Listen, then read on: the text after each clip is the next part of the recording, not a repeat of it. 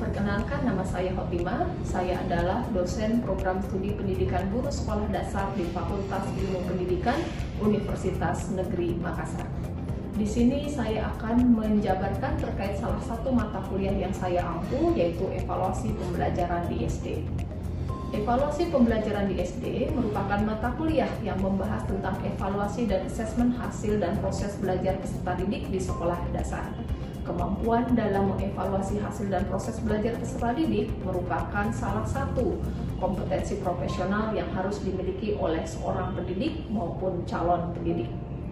Melalui mata kuliah ini, mahasiswa diharapkan memiliki kemampuan dalam menunjukkan sikap bertanggung jawab atas pekerjaan di bidang keahliannya secara mandiri, menguasai konsep dan teknik evaluasi proses dan hasil pembelajaran di sekolah dasar, mampu melakukan proses evaluasi diri dan mampu mengelola pembelajaran secara mandiri, serta mampu merancang, melaksanakan, menganalisis, dan menindaklanjuti evaluasi proses dan hasil pembelajaran di sekolah dasar. Agar mahasiswa memiliki kemampuan yang diharapkan tersebut, maka mahasiswa dibelajarkan dengan berbagai topik pembelajaran yang dibahas dalam 14 kali pertemuan. Adapun topik pembelajaran mata kuliah evaluasi pembelajaran di SD ini yaitu konsep dasar evaluasi pembelajaran, teknik assessment tes dan non-tes, analisis butir soal, teknik penskoran, validitas dan reliabilitas instrumen non-tes, asesmen ranah afektif dan psikomotorik, asesmen autentik, dan pelaporan hasil asesmen. Pada pembelajaran mata kuliah ini, saya menggunakan pendekatan flipped classroom, di mana dengan pendekatan ini, mahasiswa dituntut untuk mempelajari materi atau topik pembelajaran secara mandiri terlebih dahulu. Dalam mendukung pendekatan flipped classroom ini, saya menggunakan kelas online, yaitu berupa Learning Management System atau LMS SHARM-OK. Untuk dapat mengakses kelas online mata kuliah evaluasi pembelajaran di SD dapat dilakukan dengan men-scan barcode berikut atau dapat juga dilakukan dengan mengklik link LMS yang tertera pada bagian deskripsi video ini. Pada kelas online di LMS SHARM-OK untuk mata kuliah evaluasi pembelajaran di SD sudah disusun dengan berbasis pada pembelajaran self-paced learning maupun self-directed learning, di mana di LMS SHARM-OK sudah disediakan berbagai kegiatan pembelajaran yang mampu mengasah kemampuan digital literasi melalui penggunaan berbagai macam media yang berbasis website atau hyperlink seperti bahan ajar, video pembelajaran, forum diskusi, kuis, dan juga assignment yang yaitu tempat untuk mahasiswa mengupload tugas-tugas yang diberikan. Dengan fitur ini, mahasiswa bisa belajar kapan dan di mana saja sesuai dengan kecepatan belajar mereka masing-masing. Untuk menghadirkan pembelajaran yang relevan, menantang, dan menarik sehingga mampu memfasilitasi pembelajaran yang komunikatif, apresiatif, dan menyenangkan, maka pembelajaran tatap muka pada mata kuliah ini saya menggunakan model pembelajaran seperti problem-based learning, inquiry, discovery, maupun problem solving dengan menggunakan metode seperti case study, diskusi kelompok, dan presentasi yang mendorong mahasiswa untuk dapat menganalisis permasalahan kontekstual sehingga dapat menerapkan dan memperdalam pemahaman mereka tentang materi yang telah dipelajari. Case study yang diambil adalah permasalahan kontekstual terkait dengan pelaksanaan evaluasi maupun asesmen di sekolah dasar. Dengan case study diharapkan mahasiswa mampu menyadari kesalahan-kesalahan yang sering terjadi di sekolah dasar dalam mengembangkan instrumen maupun dalam melaksanakan asesmen pembelajaran. Dengan menerapkan case study ini, diharapkan mahasiswa dapat mengasah kemampuan berpikir kritis mereka atau critical thinking dan juga kreativitas atau creativity mereka dalam menganalisa dan memecahkan masalah. Kemudian dalam menerapkan diskusi kelompok, saya membagi kelompok mahasiswa secara acak untuk setiap pertemuannya. Hal ini dilakukan agar mahasiswa memiliki kemampuan dalam berkolaborasi atau collaboration dengan rekan-rekannya tanpa membeda-bedakan. Dan dengan metode presentasi, mahasiswa dituntut untuk dapat memaparkan hasil pemikirannya dengan bahasa atau komunikasi yang baik, yang bisa dengan mudah dipahami oleh orang lain, serta mampu menunjukkan gestur tubuh yang baik saat tampil. Berikut adalah skema penilaian yang saya sampaikan kepada mahasiswa. Selanjutnya, saya akan memberikan cuplikan pembelajaran yang saya lakukan pada mata kuliah evaluasi pembelajaran di SD. Terima kasih, selamat menyimak.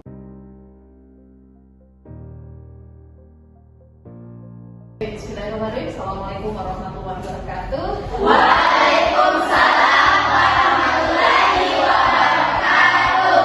Selamat siang, Anda mahasiswa semua. Siang, Bu. Masya Allah, semangatnya ya kalian semua. Padahal hari ini adalah hari kesekian kita dalam rangka berbulan puasa. Oke, selamat datang di kelas kita, yaitu di mata kuliah evaluasi pembelajaran di SD.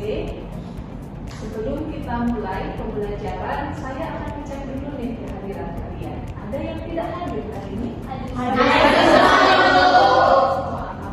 Kalau begitu, Ananda saya berikan waktu, silakan untuk mengisi kehadiran di SMS-nya ya. Kalau sudah, nanti sampaikan ya. Jadi di bagian LMS untuk mata kuliah evaluasi pembelajaran, di bagian daftar hadir silahkan diisi.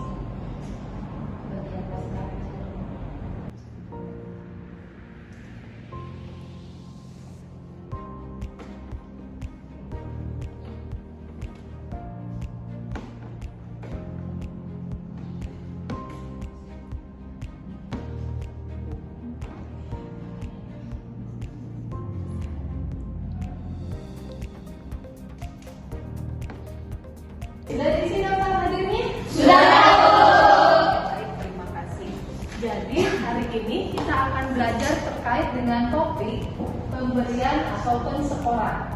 Ya, dan adapun tujuan pembelajaran atau learning outcome dari pertemuan kita hari ini adalah ada 3. Anda bisa lihat di layar, ya. Yang pertama itu adalah mampu mengaplikasikan pemberian skor pada berbagai soal metode tes. Kemudian yang kedua yaitu mengubah skor menjadi nilai standar dengan berbagai skala dengan menggunakan pendekatan PAP. Dan yang ketiga itu adalah mengubah skor menjadi nilai standar dengan berbagai skala dengan menggunakan pendekatan PAE. Oke. Sebelum kita berlanjut pada mempelajari topik kita pada hari ini, saya akan mereview dulu nih pertemuan kita sebelumnya, ya. Ya, Bu. Seperti yang kita sudah pelajari bahwa seorang guru, terutama guru di SD, gitu ya, akan melakukan yang namanya evaluasi pembelajaran. Nah, sebelum melakukan evaluasi pembelajaran, maka guru tersebut melakukan apa? Penilaian. Oke, good, penilaian. Sebelum melakukan penilaian, maka guru tersebut harus melakukan apa? Pengukuran. Bagus sekali. Dan sebelum melakukan pengukuran, maka guru tersebut harus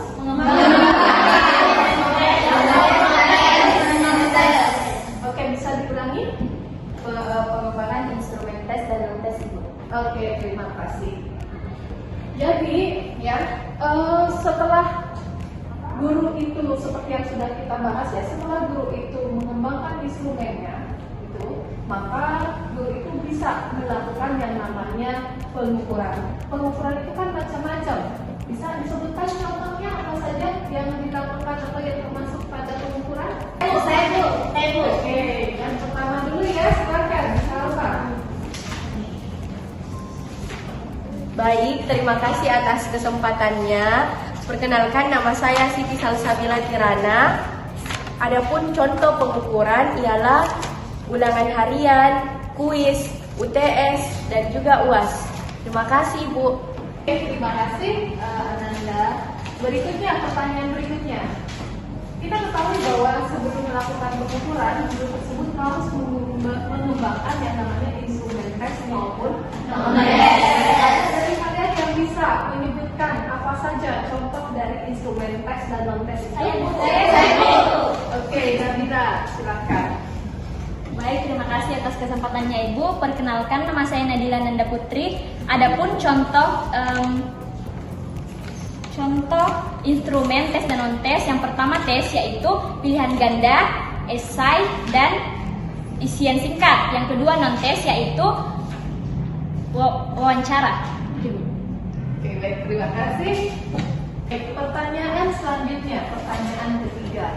Ketika guru itu kemudian sedang mengembangkan instrumen tes maupun non-tes, nah, apa sih sebenarnya atau apa untuk ranah apa penggunaan tes maupun non-tes itu? Ada yang bisa jawab? Saya jawab. Oke, Steffi, silakan. Terima kasih atas kesempatan yang diberikan Ibu kepada saya. Perkenalkan, nama saya Steffilia. Jadi di sini saya akan menjawab.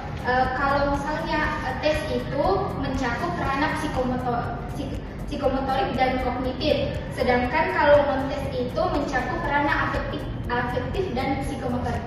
Terima kasih. Terima kasih atas jawaban yang telah diberikan. Bagus ya, kalian masih ingat dengan materi kita sebelumnya? Di-upload dulu untuk kalian semua.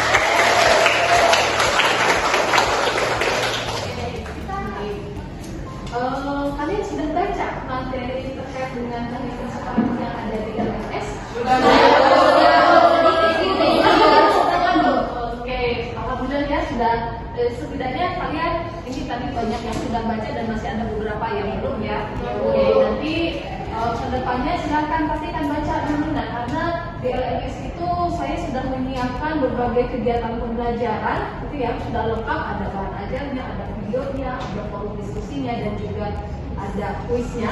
Silahkan, saya minta sebelum kita melakukan pertemuan, kalian sudah harus mempelajari aktivitas pembelajaran yang ada di Shopee. Oke, baik.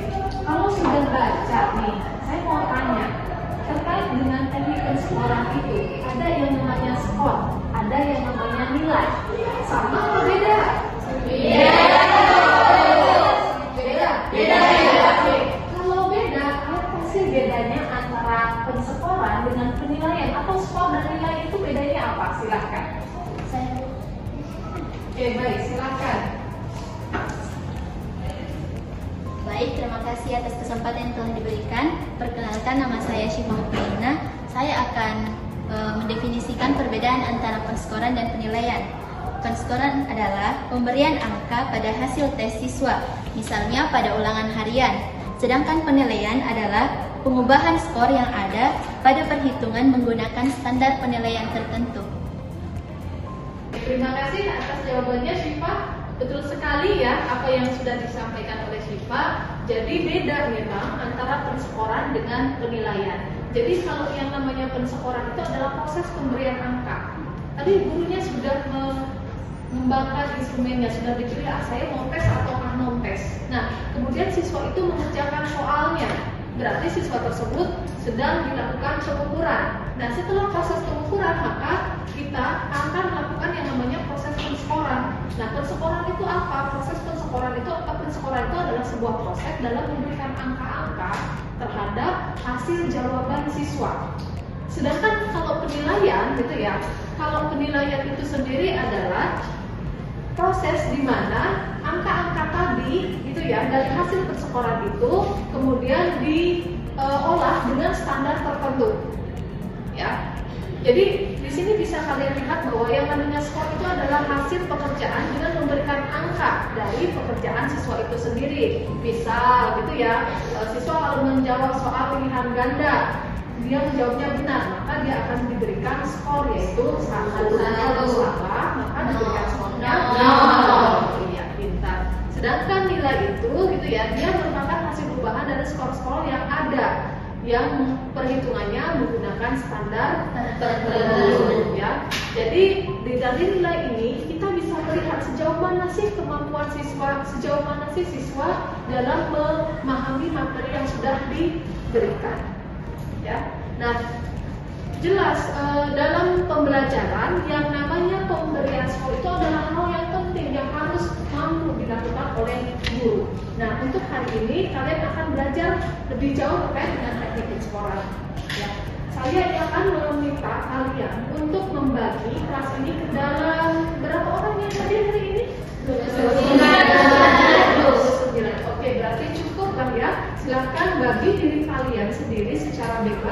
menjadi 5 kelompok. Kemudian posisikan setiap kelompoknya, ya. Silakan tempat duduknya kalian atur sendiri, dan nanti setelah itu saya akan berikan beberapa kasus yang harus kalian selesaikan secara berkelompok. Bisa dipahami instruksinya? Bisa. Bagus. Kalau begitu silakan dibagi kelompoknya dan kemudian posisikan tempat duduk Anda sesuai dengan kelompoknya.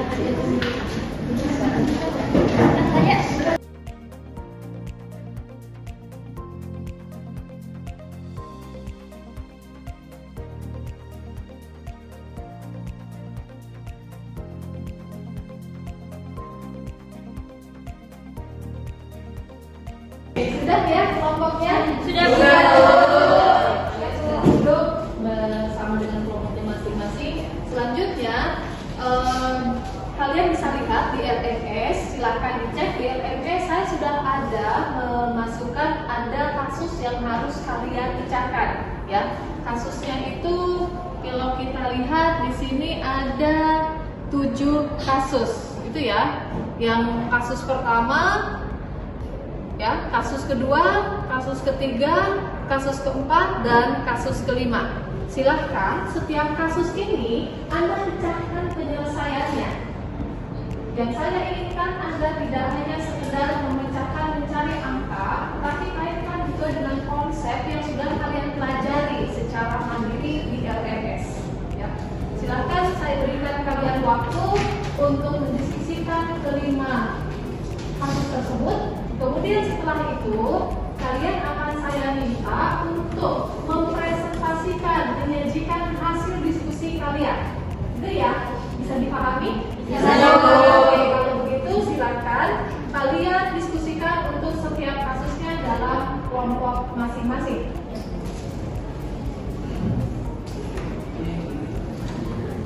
Kau bilang sudah baca sini.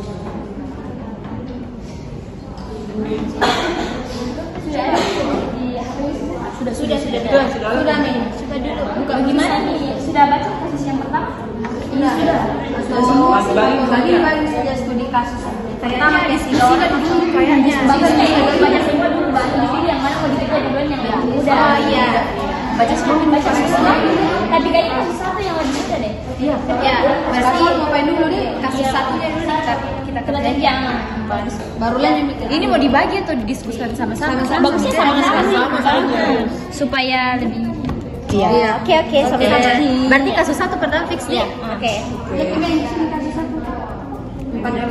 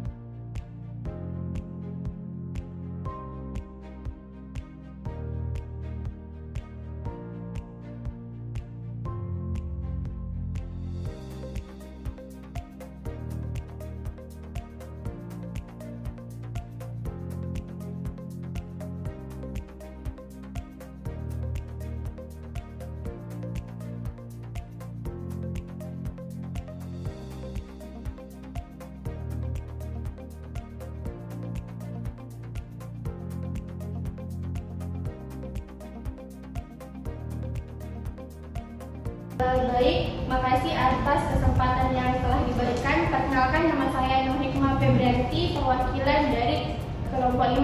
Nah, hal yang ingin saya tanggapi dari saudari kelompok 3 ialah penggunaan rumus pada guru B, yang dimana berdasarkan bahan ajar yang telah saya baca di LMS, penggunaan huruf N pada rumus guru B itu harus menggunakan huruf N kapital, bukan huruf N kecil. Sedangkan pada saudari kelompok 3 menggunakan huruf N kecil. Mungkin itu saja. Sekian dan terima kasih.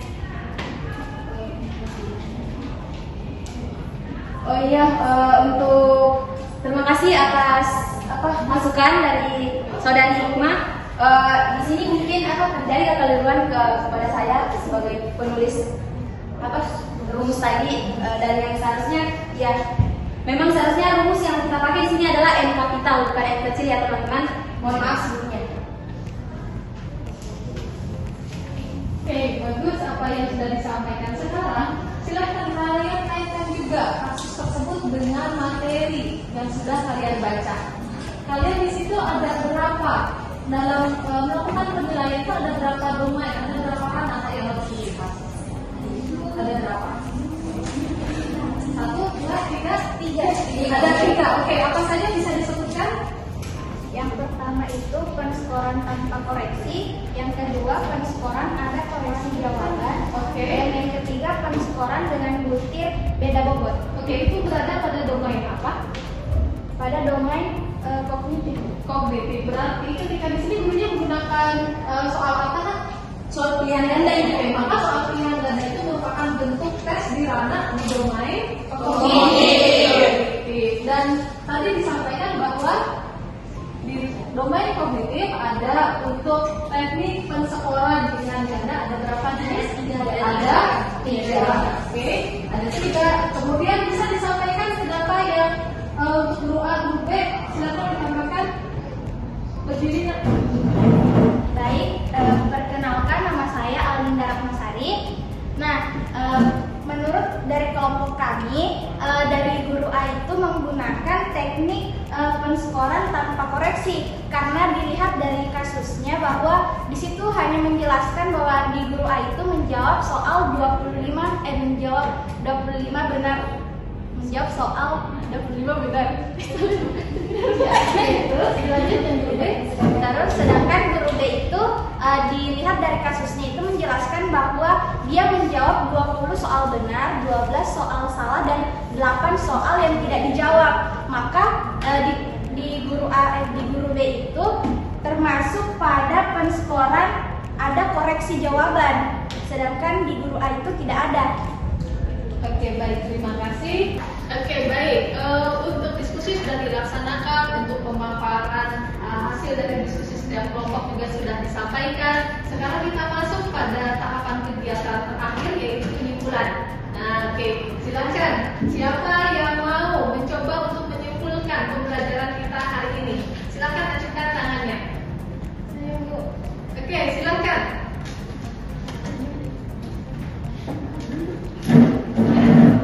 Terima kasih atas kesempatannya. Perkenalkan, nama saya Alinda Ratnasari. Saya akan menyampaikan kesimpulan dari pemberian skor tes pada domain kognitif. Nah, pada pemberian skor tes domain kognitif ini ada 3 macam, yaitu penskoran soal bentuk pilihan ganda, yang kedua penskoran bentuk uraian objektif, yang ketiga pembobotan soal bentuk campuran. Nah, pada penskoran soal bentuk pilihan ganda ini ada 3 macam. Yang pertama itu penskoran tanpa koreksi, yang kedua penskoran dengan koreksi jawaban, yang ketiga penskoran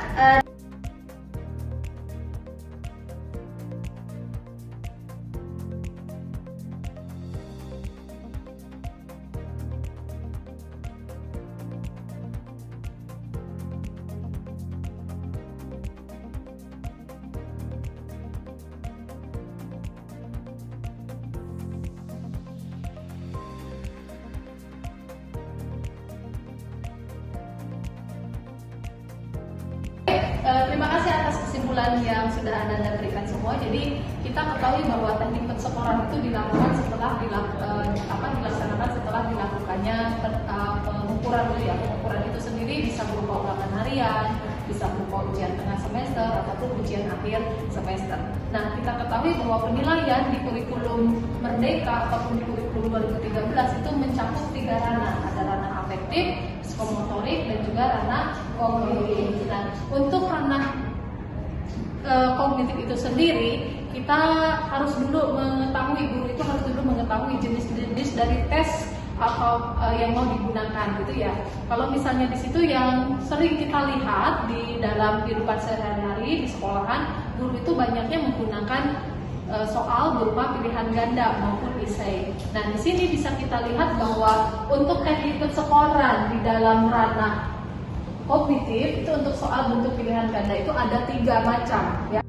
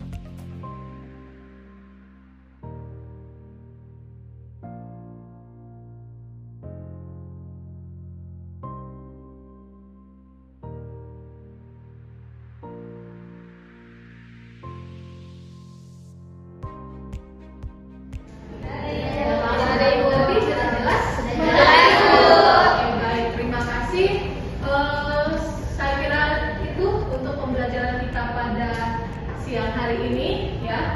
Untuk selanjutnya silahkan kalian persiapan dulu karena kita minggu depan akan melaksanakan UTS ya. Jadi silahkan pelajari dulu topik 1 sampai dengan topik 7. Nanti untuk pelaksanaan UTS itu sendiri Ibu akan memberikan soal ya. Di situ soalnya juga akan bermacam ragam, jumlahnya akannya juga sudah Ibu buat, tapi silakan yang penting adalah kalian untuk menyiapkan ya, mempelajari kembali mereka